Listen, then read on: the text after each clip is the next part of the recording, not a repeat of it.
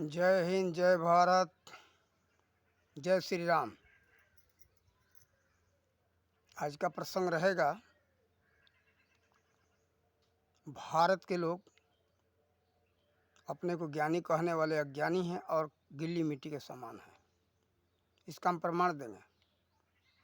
यहाँ पक्के लोग कम है, कच्चे लोग अधिक हैं। गिल्ली मिट्टी की तरह पके हुए कम हैं।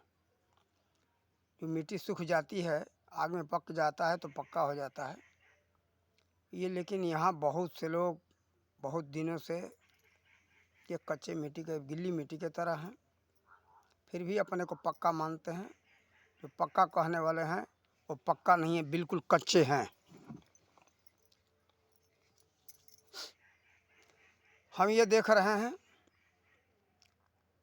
ये बात को बहुत लोग बुरा मानेंगे, लेकिन बुरा मानने के पहले आप लोग सोच ले, समझ ले।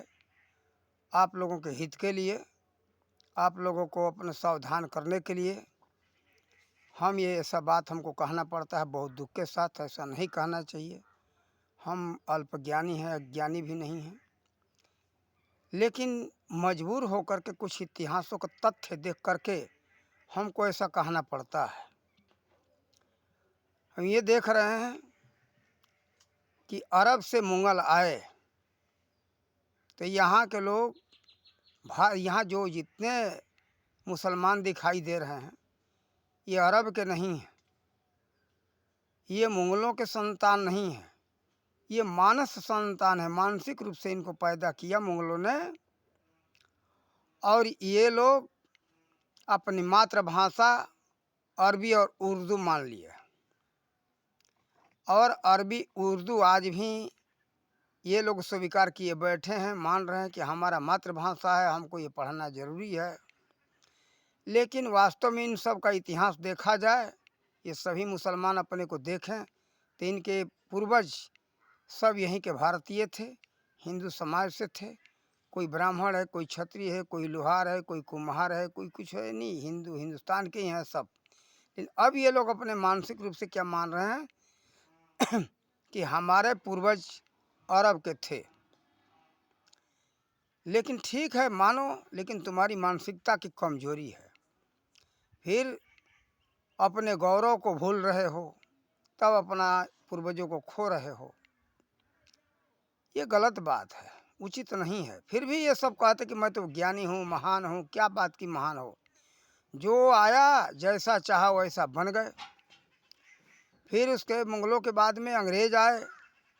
अंग्रेज आकर के यहाँ के लोगों को अपना भाषा थोप दिए।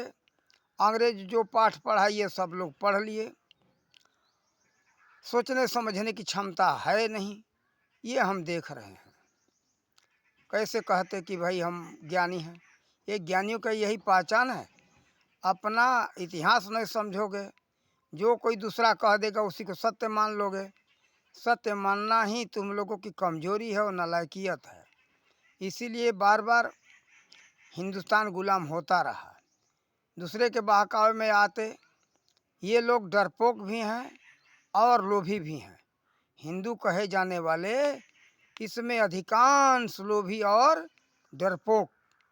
यहाँ जैसे कुछ हम देखते कि वीर थे, जो कि जैसे महाराणा प्रताप सिंह, छत्रपति शिवाजी, बाबू वीर कुंवर सिंह, चंद्रशेखर आजाद, सरदार भगत सिंह।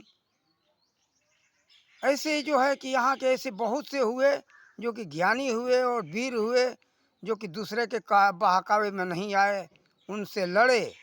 तुम हमारे ऊपर अपनी सभ्यता संस्कृति नहीं थोप सकते हो, तुम्हारा हमें को कुछ नहीं चाहिए, तुम्हारा महान है तो अपने पास रखो, अपना लेके जाओ। ये लोग जवाब दिए और भगाए। लेकिन यहीं के आज देखने में आ रहा है कि अंग्रेजियत को स्वीकार करने वाले, ये मानसिक गुलामी है इनकी।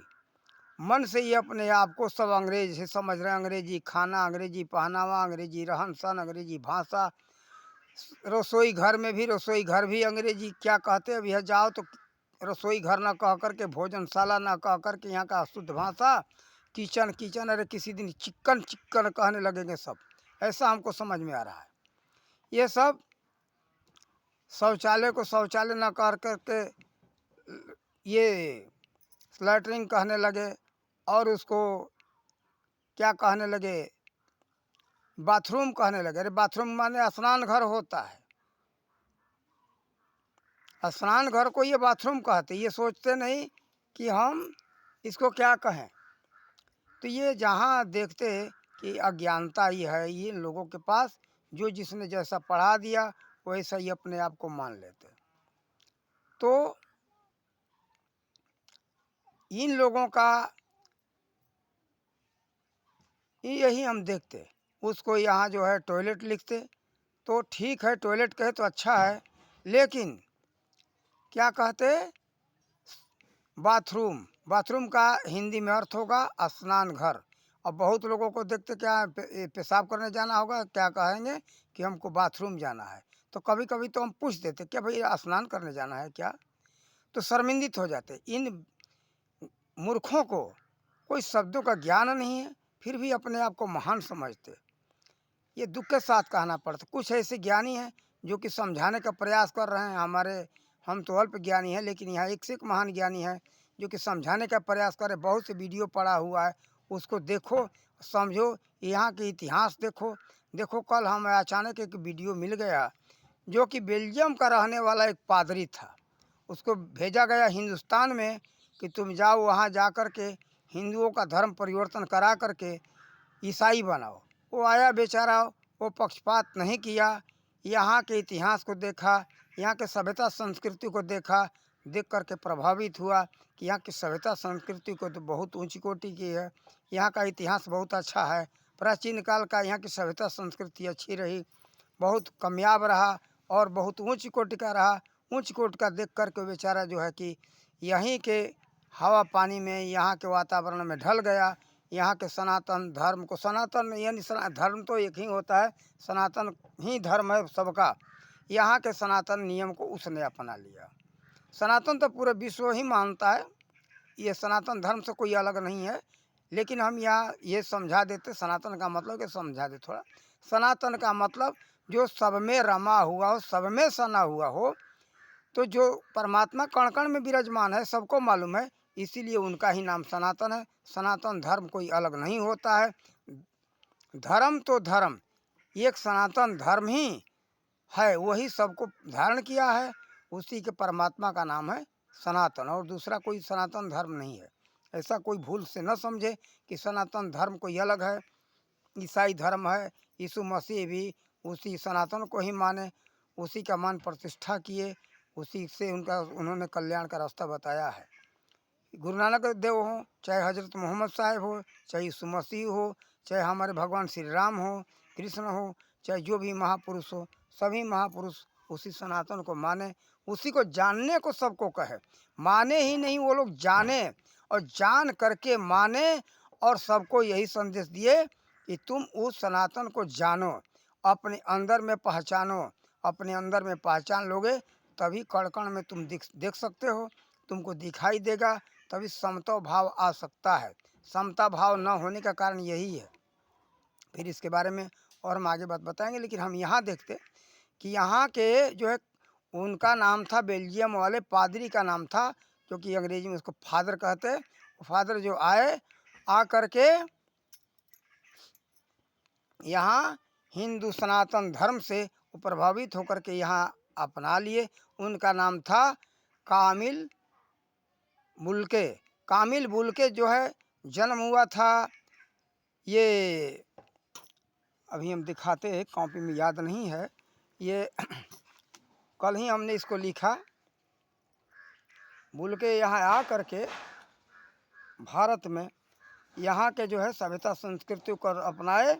हाँ, जन्म हुआ है 1 सितंबर 1909 को, गलती हो गई, 1/9/1909 को जन्म हुआ, और 1935 में भारत में आए, भेजा गया यहाँ के धर्म परिवर्तन कराने के लिए। फिर 1950 में वो यहाँ नागरिकता प्राप्त किए। नागरिकता प्राप्त करके यहाँ जो है कि रहे, और 5 साल में कई भाषाओं का उन्होंने ज्ञान किया है। कामिल बुल्के के संबंध में वीडियो पड़ा है यूट्यूब पर, आप लोग मांग करके उनके जीवनी के बारे में, उन्होंने भारत के लिए क्या किया है, वो सब आप लोग देख सकते हैं। तो वो जो है रामायण पर उन्होंने पीएचडी किया है।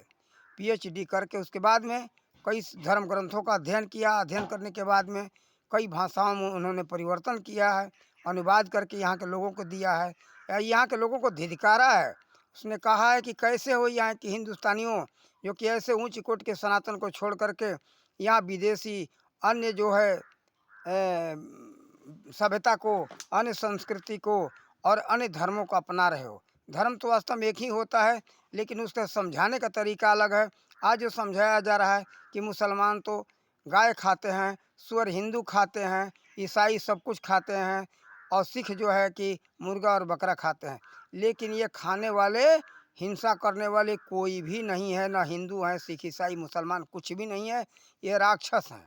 हम ये कहेंगे, चाहे जिसको बुरा लगता है लगता रहे, लेकिन सत्य यही है। किसी महापुरुष ने ये नहीं कहा कि हिंसा करो। हिंसा करने के लिए किसी धर्म ग्रंथ में नहीं लिखा है। अगर लिखा है तो वो काल्पनिक है। कारण कि बाइबिल में हम देखते हैं कि बाइबिल नवीन बाइबिल में, प्राचीन बाइबिल में ऐसा नहीं था। उसमें मांस का दिखाया गया कि ये मांस ऐसा गौ बछड़े का यहाँ मिला, वहाँ रखा हुआ था, यहाँ रखा हुआ था फलाने के स्वागत में। लेकिन पहले वाले बाइबिल में ऐसा नहीं लिखा है। लेकिन एक बात वही ध्यान दो, उसमें हमने ये भी पढ़ा कि वो क्या कहते, यीशु मसीह, कि हम सब परमपिता परमात्मा के संतान हैं, सत्य अहिंसा के मार्ग पर चलें, आपस में प्रेम के साथ जिए। तो विचार करो, जो व्यक्ति सत्य और अहिंसा का संदेश दे रहा है, भगवान जैसे हमारे बुद्ध हुए, बुद्ध देव ने कहा कि सत्य अहिंसा परमो धर्म, और उनको अब कोई मांसाहारी साबित करे तो ये कैसे मानने की बात है। जो कोई कहे एक बार कि चोरी नहीं करना चाहिए, कोई कह दे कि किसी ने कह दिया कि चोरी करते थे, तो हम कैसे मान लेंगे। कारण कि एक ऐसे सामाजिक व्यक्ति, प्रतिष्ठित व्यक्ति, कोई महापुरुष ऐसा नहीं कर सकता है। यीशु मसीह एक महान महात्मा थे, वो ऐसा नहीं कर सकते हैं जो कि जीव हिंसा करके वो मांस खाए। ये तो बीच में खाने वाले जैसे हिंदू समाज में है, हिंदू समाज में ऐसा कहीं नहीं है, हिंसा के लिए छूट नहीं है। लेकिन खाने वाले क्या कहते, हमारे में तो सुअर है। ठीक है भाई, तुम्हारे धर्म ग्रंथ में लिखा होगा, लेकिन महापुरुषों के धर्म ग्रंथ में ऐसा कहीं नहीं लिखा है। तुम्हारी काल्पनिक धर्म ग्रंथ, अपनी मनगढ़ंत धर्म ग्रंथ तुम्हारा होगा, उसमें सुअर, गाय, बकरा तुम कुछ भी लिख लो, मछली कुछ भी लिख लो, हम मान लेते, ठीक है। लेकिन महापुरुषों के नज़र में और महापुरुषों के बताए हुए मार्गदर्शन के हिसाब से हमारे नज़र में वो सही नहीं है, गलत है, मैं उसको नहीं मानता हूँ। ये काल्पनिक कथनी करके अपने को माथा ऊंचा, अपना माथा ऊंचा करने के लिए ये धर्म ग्रंथों में मिलावट करते गए। समय अनुसार ये सब लोग काम किए हैं, जो जैसा हुआ वैसा ही अपने हिसाब से ग्रंथों में वर्णन कर दिया। लेकिन इस हिसाब से हम नहीं मानते। किसी देवी देवता को जहाँ मात्र कह दो कि वहाँ बलिदान हो रहा है, भले 10 मिनट के लिए उदासी छा जाए। जब किसी जानवर का बलि दिया जाता है, उस समय थोड़ा देर के लिए उदासी छा जाती है, सबके मुंह पर जो है धुआं सा छितरा जाता है, उदासी आ जाती है, सब शांत पड़ जाते हैं। तो विचार करो कैसे हम माने, खुशी है, आनंद है। हत्या तो हत्या ही होता है। वास्तव में जिस कुर्बानी के लिए, जिसका बलि के लिए लिखा है, वो तो कोई बलि करता ही नहीं, अपने अहम भाव के बलि के लिखा है कि अपना अहम भाव को बलि करो। जैसे मंसूर फकीर ने क्या कहा, अगर है शौक मिलने का तो हरदम लव लगाता जा, पकड़ इसके के झाड़ू, सफा कर दिल के हजूरों को, छोड़ खुदी का प्याला, बेखुदी का प्याला पीता जा। ये वास्तव में ये बलि है। ये अपनी बलि चढ़ाओ, अपने अहंकार का बलि चढ़ाओ। अहंकार ही सबसे बहुत खतरनाक होता है। अहंकार के बलि के लिए ये महापुरुषों ने कहा। लेकिन ये लोग क्या किए कि जीव का बलि देना आसान समझ लिए। अरे हाँ ठीक है, बलि देना है तो जाओ ना, कोई शेर को पकड़ कर ला करके बलि दे दो, मैं मान लेता हूँ कि बड़े शेर हो तुम। अरे बकरी को बलि दे दोगे तो दुर्गा खुश होती है, शेर का बलि देने पर खुश नहीं होगी। हिम्मत है तो जा करके पकड़ करके कोई शेर का बलि चढ़ावे।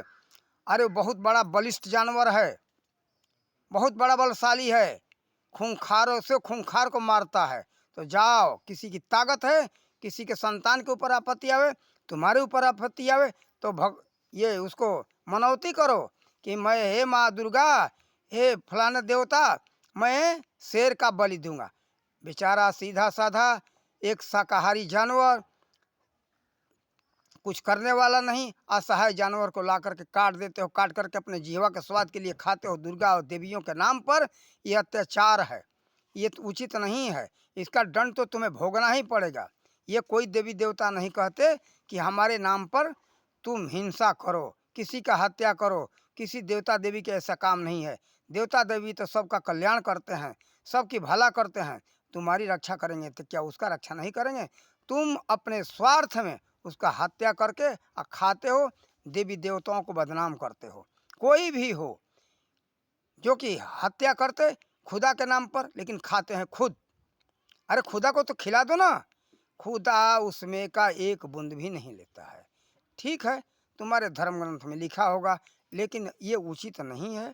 कारण कि हजरत मोहम्मद साहब के बारे में भी पता चलता है, बहुत दयालु संत थे, बहुत बड़े दयालु महात्मा थे। उनके इतिहास हमने वीडियो पर देखा। ऐसे कुरान तो हमको हिंदी में नहीं मिला, कारण कि हमको उर्दू का ज्ञान नहीं है, और हम हिंदी में ढूंढते रहे, हमको मिला नहीं।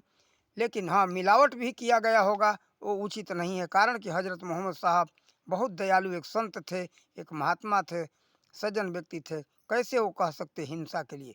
बीच में ये लोग ऐसा किए। ठीक है, एक कहानी आता है, ये कोई पैगंबर थे, उन्होंने अब नाम भूल गया हूँ, उनके आदेश हुआ खुदा के कि तुम्हें जो सबसे प्यारा हो, प्यारा का तुम कुर्बान करो। तो उनको समझ में आया, किसी जानवर का नहीं, ला करके अपने उनको समझ में आया कि हमारा सबसे बड़ा जो संतान है, प्यारा है, हम उससे प्यार करते, वही जो है उसका हम कुर्बानी कर दें। लेकिन फिर भी वहाँ आँख पर पट्टी बंधाया गया, दूमा भेड़ा आया, ऐसा कि इतिहास में पता चलता है। लेकिन सत्यता ये नहीं है। सत्यता ये है, अपने अहंकार का कुर्बानी देना चाहिए। अपने अहंकार का कुर्बानी देने से सबको सुख शांति मिला है। अपने अहंकार का कुर्बानी कर देने के बाद बहुत कुछ महान ज्ञान की प्राप्ति होती है। कारण कि अपने खुद का अनुभव हम ये बात बताते इसमें। देखो, हम सखी भाव से जब साधना किए, हम पहले बैरागी में थे, जब उस समय हमें अहंकार था कि हम एक महात्मा हैं। फिर बाद में जब हम सखी भाव में आ गए, इस रूप में आ गए, तो हमारा वो अहंकार चला गया, और प्रभु कृपा से मुझे बहुत ज्ञान की प्राप्ति हुई। खुद की अपनी अनुभव की बात है, हमने देखा है। इसलिए हम सबसे यही कहेंगे कि आप सब लोग अहंकार का अपना कुर्बानी करो और प्रभु के पास पहुँचो। जहाँ कहा है, कहावत है, जहाँ हम तहाँ हम नहीं, जहाँ अहंकार है वहाँ परमात्मा भी नहीं है। तो देखो, यही बात सत्य है, और इस सत्य को छोड़ करके अलग मत हटो। फिर आ जाओ अपने मूल बातों पर, हमारा कहना क्या है। तो देखो, ये जो है विदेशी संस्कृति को मत अपनाओ। देखो, यहाँ के लोग यहाँ बाहर की नियम को अपना रहे हैं, लेकिन अमेरिका में जा कर के देखो, रूस में देखो, इटली में देखो, अन्य विदेशों में जा कर के देखो, जो कि यहाँ के हिंदू संस्कृति वहाँ अपनाई जा रही है, सनातन नियम को अपनाया जा रहा है। सनातन सबसे ऊंचा था, है, आज हर जगह खोदाइयों में मिल रहा है कि प्राचीन काल के मंदिरें पाए जा रहे हैं। देखो, मंदिर इसलिए होता है, मंदिर में वो भगवान रहते हैं, हर कण कण में है, ऐसा नहीं है कि कोई कण खाली है। लेकिन देखो, वहाँ जो मूर्ति लगाई है गई है, ये उसमें विरोध करने योग्य नहीं है। वो महापुरुषों की मूर्ति है। किसकी मूर्ति है? उन महापुरुषों की मूर्ति है।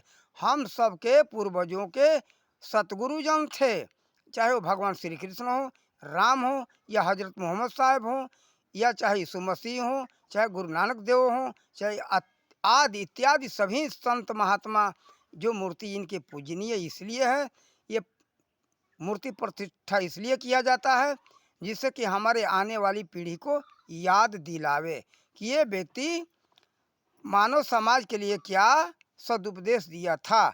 सदुपदेश देने के लिए, सदुपदेश लेने के लिए ये सब मूर्तियां लगाई गई हैं। देखो, मान लो कहीं शिव मंदिर हो, कोई शिव मंदिर देख करके पूछेगा ये किसका मूर्ति है, ये कौन सा मंदिर है, लोग कहेंगे कि शिव मंदिर है। अगर बच्चा बुद्धिमान होगा तो पूछेगा कि हाँ, ये क्या है, क्यों है, ये शिव ही क्यों? तो ये जो जानकार है वो बताएगा कि देखो, मानव समाज के कल्याण के लिए सभी तरह का काम किया, साथ ही परमात्मा के सुमिरन के लिए इन्होंने बहुत बड़ा संदेश दिया है। कहते माता पार्वती के माध्यम से पार्वती जी को समझाते हुए ये उन्होंने बताया है बाल कांड में, नहीं, अरण्य कांड में। उमा कहूँ मैं अनुभव अपना, सत हरि भजन जगत सब सपना। और उत्तरकांड में है, जहाँ लगी साधन वेद बखानी, सब कर फल हरि भक्ति भवानी। इस तरह से भगवान शिव ने सबको ये संदेश दिया है। इसी तरह से सभी महापुरुष संदेश दिए हैं मानव समाज के लिए कि इस मार्ग पर जाओ, इस मार्ग से चल करके उस परमात्मा को प्राप्त करो। अपना भजन करने के लिए, अपना नाम सुमिरन करने के लिए किसी महापुरुष ने नहीं कहा। लेकिन आज के लोग क्या करने लगे कि उसी महापुरुष के नाम का सुमिरन करने लगे। ये गलत हो गया, ये समझ न सके और जल्दी के चक्कर में ये लोग तथ्य समझते नहीं, इनके नाम का सुमिरन करने लगते। अब तो ये हो गया है कि हमारी मनोकामना ये पूरा कर देंगे।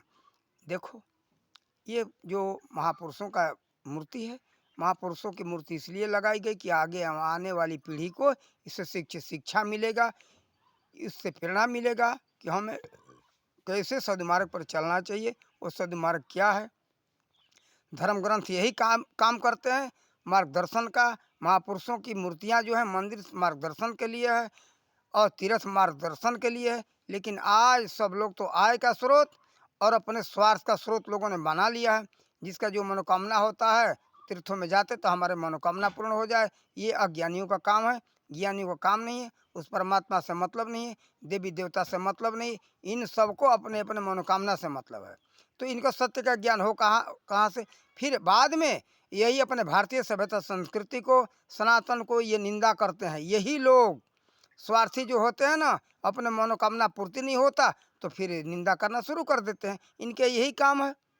तो देखो, जो समझदार लोग हो, अगर अपनी संस्कृति को जानना चाहते हो तो इससे ऊंचा कोई विश्व में कोई भी संस्कृति नहीं है, कोई नियम नहीं है, कोई मार्गदर्शन दूसरा कोई नहीं है। सभी महापुरुषों का मार्गदर्शन यही रहा है। किसी भी मार्ग में जाओ, लेकिन क्या है, सभी का मूल स्रोत है अध्यात्म। अध्यात्म हर जगह आता है। ये नहीं है कि ऐसे हाथ जोड़ करके नमस्कार कर लो हो जाएगा, नहीं। वहाँ भी ध्यान सुमिरन की विधि बताई गई है। जो अष्टांग योग है ना, अष्टांग योग सब में है। योग के 8 अंग होते हैं, उसको अष्टांग योग कहा गया है। श्रीमद् भागवत महापुराण में महाता देहूति को कपिल देव जी महाराज ने समझाया है। उसी नीति नियम से किसी भी मजहब में जाओगे, परमात्मा को, उस खुदा को, गॉड को वही नियम से प्राप्त किया जा सकता है, दूसरा कोई मार्ग नहीं है। तो देखो, हम यही देखते कि यहाँ के लोग अपने उचित नियमों को ठुकरा रहे हो। ये सबको पता है कि भारत जगत गुरु था, नाम तो सुना होगा ना। फिर दूसरे को क्यों तुम गुरु मानते हो? भारत जगत गुरु था तो उसको ढूंढो, किसी के बहकावे मत आओ कि तुम तो नीचे हो, तुम्हारे पास कुछ नहीं है। ये पता तो करो कि भारत जगत गुरु क्यों कहा गया। इसको ढूंढोगे, तलाशोगे तो उसकी सच्चाई मिलेगी। और उसी सच्चाई को छिपाने के लिए मनगढ़ंत इतिहास रच रच करके यहाँ के जो है कि लॉर्ड मैकाले के जैसे यहाँ के भारत के ये लोभी लोग इतिहासकार बन करके इतिहास में हेरा फेरी करके भारतवासी को दिमाग को पलट करके भारत को बर्बाद करने में लगे हुए। तो देखो, यहाँ तो यहाँ तक के किया गया कि क्लास के किताबों में, हर कोर्स के किताबों में किसी भी विषय का लेखक हो तो सब विदेशी हैं। क्या भारत में लेखक नहीं हुए? अर्थशास्त्र का लेखक विदेशी, राजनीति शास्त्र का लेखक विदेशी, खगोल शास्त्र का लेखक विदेशी, चिकित्सा शास्त्र का लेखक विदेशी, सब विदेशी ही विदेशी लेखक भरे पड़े हैं। लेकिन देखो, चिकित्सा शास्त्र का शोध बहुत पहले, यहाँ लाखों वर्ष पहले हो चुका था, महर्षि सुश्रुत ने किया था। फिर उसके बाद में महर्षि चरक हुए 2500 वर्ष पहले। फिर देखो, अर्थशास्त्र के लेखक और राजनीति शास्त्र के लेखक जो सबसे महत्वशाली है विश्व में, उससे बढ़कर के कोई राजनीति शास्त्र नहीं है। आचार्य चाणक्य का नीति, आचार्य चाणक्य नीति आप लोगों ने सुना होगा। चाणक्य नीति राजनीति का 1 नंबर का पुस्तक है। उससे बढ़कर के विश्व में कोई राजनीति शास्त्र नहीं है, लेकिन उसको भारत में नहीं पढ़ाया जा रहा है। अरस्तु का राजनीति शास्त्र चलता है। अरस्तु एक विदेशी था, अब इसलिए वो लोग छाप दिए। और यहाँ के भारत के जो है शासक जो थे ना, यही काम किए। विदेशों के दलाल ये सब लोग भारत के बर्बाद करने के लिए सब यहाँ के मूल चीज़ों को छिपाते गए और विदेश के कमज़ोर विद्वानों को ला करके नाम डालते गए। और यहाँ जो है पृथ्वी के गुरुत्वाकर्षण को देखो तो यहाँ के बच्चे क्या कहेंगे, न्यूटन ने खोज किया था, लेकिन उसके जन्म के 400 वर्ष पहले खोज हुआ था। उसके खोज करता थे आर्यभट्ट, अरे वो द्वितीय भास्कराचार्य खगोल शास्त्री के लेखक थे। ये आर्यभट्ट खगोल शास्त्र उन्होंने लिखा था। तो देखो यहाँ सब कुछ है, यहाँ किसी चीज़ से कमी नहीं है। और व्याकरण जो है सबसे मजबूत, विश्व में वैसा कोई व्याकरण नहीं है। उसी को अनुवाद करके हर जगह विदेशों में पढ़ाया जा रहा है। वो उसके लेखक हुए महर्षि पाणिनि। तो देखो अपने भारत के जो मजबूत वस्तुओं को छोड़ करके कमज़ोर वस्तुओं को मत अपनाओ। सब कमज़ोर है, बेकार का चीज़ है। जैसे साधारण उदाहरण में देख लो, ये चीन का जो वस्तु आता है ना, तो कितना सस्ता तो होता है, लेकिन बस 2 दिन के 2 रुपये का वस्तु 2 रुपये 2 दिन ही चलता है। 10 रुपये का वस्तु 10 ही दिन चलता है, बहुत कमज़ोर होता है, उसकी कोई गारंटी नहीं होती, उसका कोई निश्चित समय नहीं है कब वो खराब हो जाए। इसी तरह से विदेश का कुछ भी मजबूत नहीं है, है भी तो हमारे भारत से सब लोग लेकर के मजबूत बने हैं। देखो ठीक है, ये सब लोग कहते हैं इंग्लैंड वाले, चाहे विदेशी सब कहते हैं, लेकिन ये इतिहास सबको मालूम नहीं है। इस इतिहास को गाड़ दिया भारत के खुद ये विदेशी दलालों ने। देखो जब ईस्ट इंडिया लाइब्रेरी जो है यानी पूर्वी भारतीय पुस्तकालय कलकत्ता में था, जब अंग्रेज भागने लगे तो सबसे पहले पहल उस ईस्ट इंडिया ऑफ लाइब्रेरी जो था यानी पूर्वी भारतीय पुस्तकालय जो था उसको लेकर के भागे। उस समय उसमें 20 लाख पुस्तक थे, ऐसा सूची में मिला है। फिर यहाँ कहते कि भारत में कुछ है नहीं, तो हेनसांग आज से 1500 वर्ष पहले आया था, आखिर यहाँ से पुस्तक लाद करके क्यों ले गया? विचार तो करो। करोड़ों धर्म ग्रंथ लाद करके ले गया था चीन में। यहाँ से जो है ना पूरे विश्व में पुस्तक गए हैं, यहीं का वस्तु सबसे मजबूत रहा है।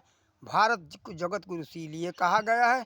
भारत में देखो सबसे ऊंची कोटि का जगह क्या है, उस स्थान का विशेषता होता है। भारत में सबसे ऊंची कोटि का जगह है बद्रीनाथ। जो बद्रीनाथ में विज्ञान के सूत्र को ऋषियों ने रह करके, उनका नाम था रिसर्चर, जो आज वैज्ञानिक कहे जाते, रिसर्चर कहे जाते, वो ऋषि के नाम से जाने जाते थे। उन्हीं लोगों ने खोज किया। उसी जो है बद्रीनाथ से थोड़ा आगे चल करके ऊपर जो है कैलाश आता है, बहुत दूर है वहाँ से, ठीक है, लेकिन उसी क्षेत्र में आता है। कैलाश में जो भोलेनाथ रहते थे वो एक वैज्ञानिक थे। ऐसे ऐसे जगहों पर ये रहे कि वो बहुत शुद्ध पवित्र था, ज्ञान की भूमि थी। और भूमि का देन होता है कि जैसे देखो एक उदाहरण दे देता हूँ, सभी खेतों में सभी फसल उपजते नहीं। हर फसल के लिए खेत का चुनाव किसान करता है, तब जाकर के उस प्रकार का उसमें फसल होता है। तो विज्ञान के क्षेत्र में ये बद्रीनाथ अपने हमारे नज़र में है, लेकिन कारण कि हम कैलाश तो पहुँचे नहीं, कैलाश में उसकी बहुत विशेषता बहुत भारी रही होगी, जो कि भोलेनाथ वहाँ निवास करते थे, जो तपोस्थली है। आज वहाँ तक बड़े बड़े वैज्ञानिक नहीं पहुँच पा रहे हैं, कुछ वहाँ विशेषता है। तो देखो ये स्थान का विशेषता होता है। देखो भारत भूमि सबसे श्रेष्ठ है, जिसमें सबसे श्रेष्ठ है भूमि ज्ञान के प्राप्ति के लिए बद्रीनाथ, वहीं पर ज़्यादा खोज हुआ है। ये ग्रंथों से इतिहासों से ऐसा पता चल रहा है। और जगह खोज हुआ है लेकिन कम, जगह का विशेषता होता है भाई, ये बात पक्का तो मानना पड़ेगा। सभी फसल सभी खेतों में नहीं उपज पाएंगे। जैसे अब एक उदाहरण देते क्रूरता के लिए, कुरुक्षेत्र का मैदान, जो कुरुक्षेत्र क्रूर स्थान था, तो वहाँ जाकर के लड़ाई हुई महाभारत की। सब जगह ढूंढ रहे थे भाई लड़ाई कहाँ किया जाए, ये महाभारत की लड़ाई किस स्थान पर किया जाए जहाँ की कोई दया है किसी के अंदर हो ही नहीं। तो ढूंढते ढूंढते जा कर के वो हरियाणा में जो जगह मिला वो क्रूर स्वभाव का था। यहाँ दया नाम का कोई चीज़ नहीं है, दया समाप्त, आओ लड़ो और मरो, ये हुआ। तो देखो हर स्थान का विशेषता अलग अलग होता है। हमारा खुद का इसका अनुभव है, इसके बारे में हमने अनुभव खुद किया है, और इतिहास से भी ऐसा पता चलता है। हाँ, संशोधन भी करना पड़ता है, लेकिन बिल्कुल ऊसर ज़मीन होगा, कहाँ तक संशोधन करके उपजाऊ बनाओगे। इसलिए अच्छा खेती उपजाऊ ढूंढ लो ना, उसको समय क्यों नष्ट करोगे, उपजाऊ ज़मीन ले लो, उसमें मेहनत करो, अच्छा उपज होगा। यही बात है विज्ञान के क्षेत्र में, तो ये बात रही है। तो देखो भारत में ही सभी सूत्रों का खोज हुआ, और बद्रीनाथ में हुआ, कुछ कैलाश में हुआ। आप लोग भारतीय भूलो मत, ये गुरुपुत्रों, अपने को हीन दृष्टि से मत देखो, अभी जागो और उठो, अभी सवेरा हो गया है। अब मत करो कि अभी सोते रहो और विदेशों का सपना देखते रहो। विदेश में कोई कुछ नहीं है, जो है सब भारत से गया हुआ है। ये सब चोरी ले जा करके, चोरा चोरा करके अपने को श्रेष्ठ बता रहे हैं। जो हवाई जहाज है ना, हवाई जहाज भारत का ही आविष्कार है। 1895 में इसका आविष्कार हुआ था, ये बॉम्बे में, एक चौपाटी बाजार में कोई है जगह, चौपाटी बाजार में। ये वहाँ बापू तिलकर जी तलपदे रहते थे। उन्होंने महर्षि भारद्वाज के पुस्तक के अनुसार, महर्षि भारद्वाज जो है विमान के सूत्र का एक बहुत बड़ा अच्छा पुस्तक उन्होंने लिखा है, जो कि आज भी पता चलता है कि बड़ोदरा पुस्तकालय में, संग्रहालय में वहाँ रखा है, लाइब्रेरी में रखा हुआ है। तो देखो, उसी पुस्तक को लेकर के बापू तिलकर जी तलपदे ने विमान का आविष्कार कर लिया था। लेकिन कुछ अंग्रेज आकर के उनसे उस मॉडल को लेकर के चले गए, कारण कि वो गरीब व्यक्ति थे। ईस्ट इंडिया कंपनी उस समय मजबूत थी, और वो लोग उनके सहायता के नाम पर कहे कि आप गरीब आदमी हैं, आप हमको ये सूत्र दे दीजिए, ये मॉडल दे दीजिए, इसका हम विकास करेंगे। विकास के नाम पर वो ले गए, और उसके बाद अपने नाम से ले जा कर के चले गए अमेरिका। अमेरिका जो ले जा कर के उसको राइट ब्रदर्स के नाम से आविष्कार कर दिए। कब? कि 1903 में। देखो, 1903 में ये आविष्कार नहीं हुआ है। सच्चाई देखा जाए तो उसके 800 वर्ष पहले ये भारत में आविष्कार हुआ। ये लोग चोरा करके यहाँ से छल कपट करके ये लेकर के चले गए। कारण कि जानते हो सब लोग कि भारत में छल कपट कम था। अब विदेशियों के जो है पढ़ाने के अनुसार मजबूर होकर के भारतवासी वो में छल कपट आया, छल कपट करने में ये आगे अब निकल रहे हैं। लेकिन ऐसा भारत में कुछ नहीं था। भारत छली कपटी नहीं था। अगर छली कपटी होता तो ईस्ट इंडिया कंपनी का यहाँ पैर ही नहीं जमा होता। एक ऊँट के चमड़े भर का ये लोग जमीन मांगे थे, लेकिन एक ऊँट के चमड़े का जगह पर वो लोग उसको बारीक एक धागा के हिसाब से काट करके 14 कोस में घेरा डाल करके, और 14 कोस का कलकत्ता का क्षेत्र ले लिए, और ले करके वो लोग अपना ईस्ट इंडिया कंपनी वहाँ बनाए, और उसमें माल के नाम पर बक्सा में बंद करके मिलिट्री मंगवा करके ये अपना पैर मजबूत किए। छली कपटी ये लोग हैं। तो देखो, वो राजा वहाँ के स्वीकार कर लिए थे कि भाई ठीक है, तुमको एक ऊँट के चमड़े भर का ज़मीन दूंगा। वो इतिहास बहुत लंबा है, संक्षेप में हमने बता दिया, और इसके बारे में पता लगाना हो तो आप लोग पता लगा लेना। और हमारे पास फ़ोन नंबर हम अभी देंगे, फ़ोन नंबर फ़ोन करके पूछना, हम बताएंगे। तो देखो भारतवासियों, ये कच्चे मिट्टी मत बनो, गीली मिट्टी मत बनो, अपने दिमाग को खोलो। यहाँ का जो कुछ है मजबूत है, उसको अपनाओ। इतिहास हो, यहाँ की भारतीय सभ्यता संस्कृति हो, रहन सहन हो, औषधि हो, कुछ भी हो, सब मजबूत है। यहाँ के सब लोग अपना ठोकर मार करके भूल करके और दूसरे के आश्रित हो गए। ऐसा मत करो, हम यही कहेंगे। और आप लोग की जैसा हो वैसा करना, और हमारा काम है चेतावनी देना, समझाना। आप लोग समझो या मत समझो, आपके मन के ऊपर है, हम और क्या कर सकते हैं। लेकिन हमारे जैसे बहुत से विद्वान लगे हुए हैं, समझा रहे हैं। आप उसको समझो, जानो, और अपने पूर्वजों का नाम आगे बढ़ाओ, अपना मान प्रतिष्ठा रखो। ये नहीं कि विदेशों का नाम ऊंचा करते चले जाएं। देखो, भारत पर क्यों आक्रमण करते थे? आक्रमण का भी कारण यही है कि यहाँ के लोग भोले भाले बनने लगे, और कुछ ये जो है ना, बुद्धि के कमज़ोर हैं। जब सम्राट अशोक सत्य अहिंसा के मार्ग को अपनाया तो उसने समय नहीं सोचा कि हमें क्या करना चाहिए, बिल्कुल तलवार डाल दिया। उसका पोता था, उसका नाम भूल गया हूँ, अंतिम राजा उसका पोता हुआ है। तो देखो, उसके समय में भी यही हुआ। विदेशी आक्रमणकारी अहिंसा का दुरुपयोग करने लगे। अहिंसा का मतलब नहीं कि हमारे ऊपर कोई अत्याचार करता रहे और हम उसको सहन करते रहें। देखो, जो जैसा होता है ना, उसी भाषा में उसको जवाब देना पड़ता है। पहले समझा लो, समझाने पर ना माने तो उसको उसी भाषा में जवाब दो, तभी वो मानेगा। नहीं, ऐसे नहीं मान सकता। तो देखो, अति होने लगे, कोई भी हो, कुछ भी हो, अति हो जाता है, उसका नाश हो जाता है। अति हुआ अहिंसा का, वही हमारे भारत का नाश का कारण बना। देखो, ऐसा मत करो, बुद्धिजीवी बनो, दिमाग को खोलो और समझो। भारत गौरवशाली रहा है। अभी कुछ बिगड़ा नहीं है, अभी से अपना लो, अपने रास्ते पर आ जाओ, सब विदेशी चीज़ को ठुकराओ। और भारत का सबसे मजबूत है, बार बार और सब वीडियो में समझाया हूँ। और क्यों वहाँ की संस्कृति है, वहाँ की संस्कृति यहाँ उचित नहीं है। मान लो ठीक है, देख लिया कि जाड़े के दिन में आग जला के तापते, क्या जेठ महीने में आग तापोगे, क्या मई में तापोगे? ठीक है, माघ महीने में ठंड पड़ता है, सर्दी पड़ती है, आग जला के सब लोग हाथ पैर सेकते हैं। अब हाथ पैर सेकते ये तो भाई हमारी पूर्वजों का परंपरा है, बहुत अच्छे लोग हैं, ठीक है। तो मौसम के हिसाब से होता है, मौसम के हिसाब से वायुमंडल जिस हिसाब से होता है, जहाँ का जैसा हवा पानी होता है, उस आधारित, उस पर संस्कृति सभ्यता आधारित होता है। बार बार समझाया हूँ, ऐसा नहीं कि जहाँ का संस्कृति यहाँ का संस्कृति वहाँ चल जाए, वहाँ का संस्कृति यहाँ, ऐसा नहीं हो सकता। ये हानिकारक है, शरीर के लिए हानिकारक है, और कुछ नहीं हम बता रहे हैं। शरीर के लिए हानिकारक है, बीमारी पैदा करता है। तो जो कुछ है वहाँ का है, वहाँ के हिसाब से बना हुआ है। ये सब कुछ जो अंग्रेजी देख रहे हो ना, सब ठंडे प्रदेशों का है, उस पर विचार करके देख लेना। थोड़ा समय लगेगा, लेकिन और समझा दूँ। यहाँ जो मकान के अंदर जो शौचालय बनाते ना, टॉयलेट, बहुत लोग टॉयलेट समझने लगे, अंग्रेजी समझने लगे, हिंदी तो भूल ही रहे हो, इसलिए हमको कहना पड़ता है। जिसको शौचालय कहते हैं, घरों में नहीं बनाना चाहिए।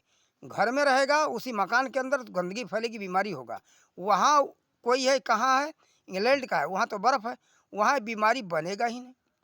और यह घर के अंदर होने का कारण है कि बाहर कौन जाए, ठंड में परेशान होना पड़ेगा, सब कुछ घर में रख लो।